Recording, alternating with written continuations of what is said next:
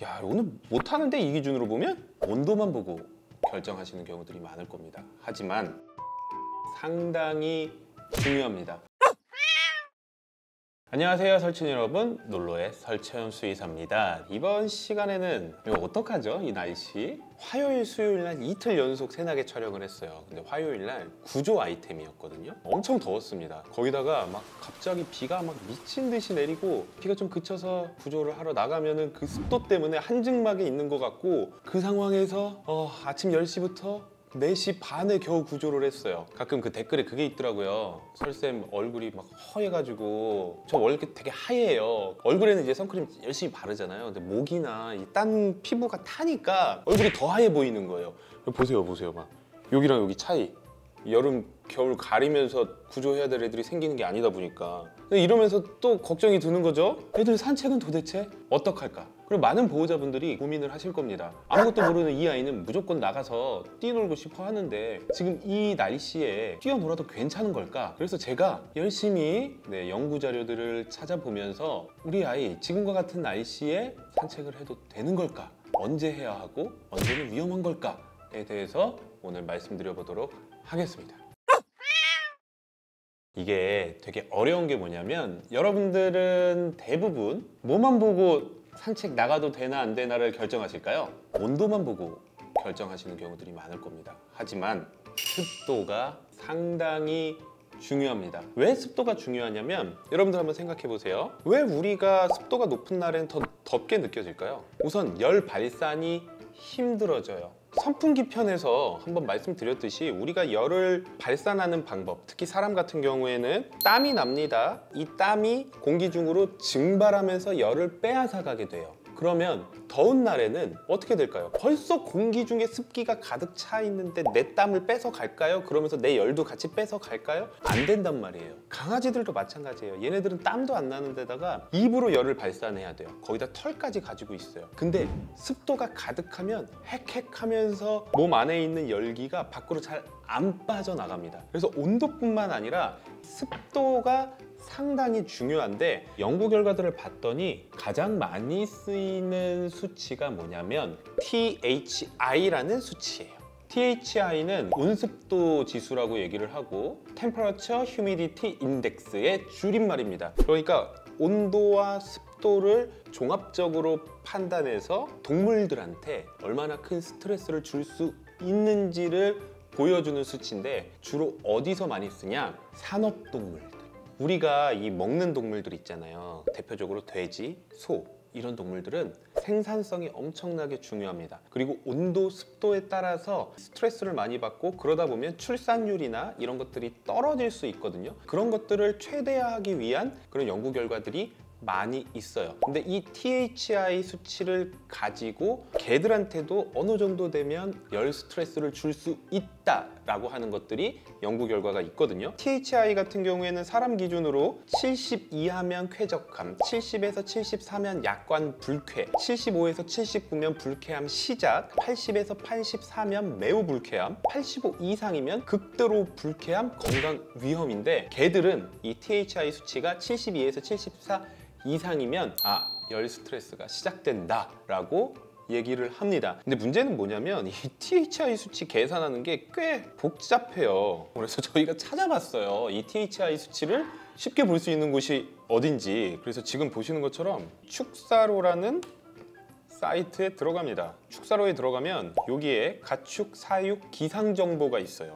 가축이라고 해서 기분 나빠하지 마세요. 이게 소, 돼지, 닭 자료를 조금 보는 거니까. 여기 보시면 가축 더위 지수, 이게 THI입니다. 여기 보시면 오늘 시간별로 제가 있는 곳에서 더위 지수 있죠. 오전 9시에 78, 오전 10시에 78, 오전 11시 79, 오후 12시 80 이렇게 올라가네요. 근데 제가 아까 뭐라고 말씀드렸죠? 우선은 이 가축더위 지수 THI가 연구 결과를 보면 개들에게 72에서 74를 넘어가는 순간부터 스트레스를 주기 시작한다. 그래서 조금 엄밀히 말하면 74를 넘어가면 산책을 안 하는 게 더 좋다라고 얘기를 하고 있습니다. 근데 보니까 이러면 못 하겠는데요, 산책을? 보니까 이게 지금 오늘로 보면 새벽에도 못해요. 75가 나오는 시간이 오전 5시, 7시 정도입니다. 타협은 해야 될 것 같아요. 저라면 THI 수치를 가지고 산책의 유무를 결정을 한다라고 하면 뭐 연구 결과가 좀 빡빡하긴 하니까 77, 78 정도까지는 아이들이 아주 위험한 스트레스는 아니고 우리가 72에서 74부터 열 스트레스가 시작되는 거니까 80이 넘어갔을 때는 하지 않는다로 기준을 좀 잡을 것 같아요. 왜냐면 아까도 말씀드렸듯이 이러면 산책을 못 합니다. 오늘 하루 종일 오전 7시가 75로 가장 낮아요. 오후 4시가 82로 가장 높거든요. 우리가 할 수 있는 시간이 오전 10시 이전 그리고 오후 9시부터 조금 가능합니다. 그래서 저는 한 78, 79를 기준으로 삼으면 괜찮지 않을까. 이런 말 하기 싫은데 기후적으로는 진짜 저주받은 한반도라고 생각을 해요. 이렇게 THI 수치를 가지고 하는 게 가장 정확하다. 연구 결과로는 72에서 74부터 열 스트레스가 시작된다고 하는데 그렇다고 한다면 우리나라 7, 8월 달에는 강아지들 산책을 할 수 없다. 그래서 너무 딱 맞춰서 가지 말고 제가 봤을 때는 한 78 정도, 79 정도를 기준으로 축사로 사이트의 가축 사육 기상 정보 시스템을 이용해서 산책의 가능 여부를 결정하시면 되고요. 이렇게까지 하고 싶지 않다라고 한다면 이것도 근데 그렇게 쉽진 않아요. 지금 미국에서는 어떻게 얘기를 하냐면 기온 더하기 습도가 150 이상이면 야외 운동을 피하라고 권고하고 있습니다. 근데 문제가 뭐냐면 여기서 기온 더하기 습도할 때 기온은 미국의 수의사가 만들었기 때문에 또 하나의 함정이 있어요. 섭씨가 아니고 화씨입니다. 미국 애들은 왜 화씨를 쓰는지 모르겠어요. 딴 나라 다 섭씨 쓰는데 그래서 계산할 때 되게 힘든데 화씨 기온 더하기 상대 습도가 150이면 야외 운동을 피하라 라고 얘기를 하는데 이게 섭씨, 화씨 바꾸는 게 그렇게 쉽지가 않아요. 정확하게 바꾸는 게. 그래서 대충 바꾸는 방법을 알려드려 보도록 하겠습니다. 대충 바꾸는 방법은 섭씨 기온 곱하기 2 플러스 30입니다. 이렇게 만들면 약간 플러스 마이너스 2도에서 3도 정도의 오차가 생겨요. 근데 이게 가장 쉬워요. 그러면 이 기준을 가지고 산책이 가능한지 확인을 해볼게요. 기상청 날씨누리에 들어가서 보면 지금 현재 온도 26.9도입니다. 그리고 습도는 73%예요. 27도라고 보고 화씨 84 정도 되겠죠? 84 더하기 현재 습도 73을 하면 몇이죠?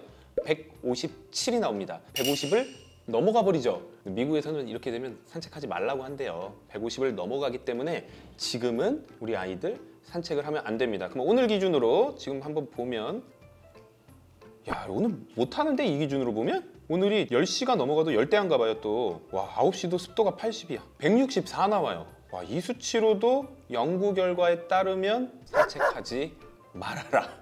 오늘 하루 종일 산책 못합니다. 그래서 이것도 기준을 조금 높여야 되는데 화씨가 들어가다 보니까 조금 어려운 것 같아요. 우리나라가 섭씨를 쓰고. 그래서 제가 생각하기에는 정확하게 하고 싶으신 분들은 THI 수치를 이용하는 게 좋을 것 같고요. 가축 더위 지수.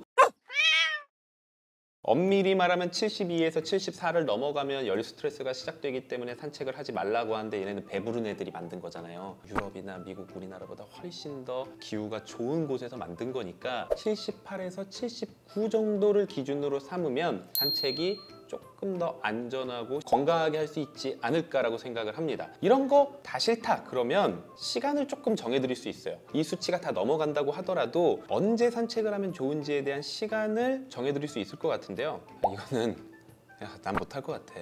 우리나라 7, 8월 달에 강아지들 가장 산책하기 좋은 시간은 우선 오전 5시에서 7시 사이 그리고 늦은 밤 10시 전후만 그나마 아이들이 좀 건강하게 산책할 수 있는 시간입니다.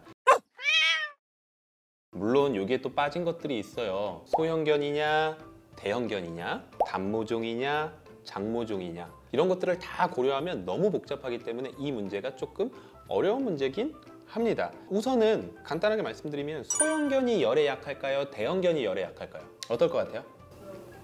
대형견이 열에 더 약합니다. 왜냐면 부피당 체표 면적이 적어요. 대형견일수록. 간단하게 생각을 하면 열을 방출하려면 입으로 방출하거나 피부로 방출을 하겠죠. 근데 대형견이 더 크죠. 그러면 저 안쪽에 있는 열이 바깥쪽으로 나오는 데까지 더 어렵겠죠. 거쳐가야 될 것들이 많죠. 소형견들은 어때요? 부피당 체표 면적이 더 넓기 때문에 대형견들보다는 안쪽에 있는 열이 바깥쪽으로 나가는 게 더 수월해요. 그렇기 때문에 대형견들이 열에 더 약하고요. 그래서 가끔 보면 대형견들이 진짜 좀만 산책해도 막 쓰러지는데 소형견들은 더워도 잘 돌아다니는 모습들이 보이는 경우들이 있을 거예요. 그리고 당연히 단모종이 훨씬 더 유리합니다. 이중모가 가장 힘들고요. 그리고 또 하나, 단두종 아이들, 코 짧은 아이들이 열에 약합니다. 이런 것까지 다 고려해야 되겠지만 일반적으로 본다라고 한다면 지금 날씨에서 가장 산책을 하기 좋은 시간은 THI 수치, 화씨 더하기 습도 150 넘어가는 거 이런 거 다 계산하기 싫다라고 한다면 오전 5시에서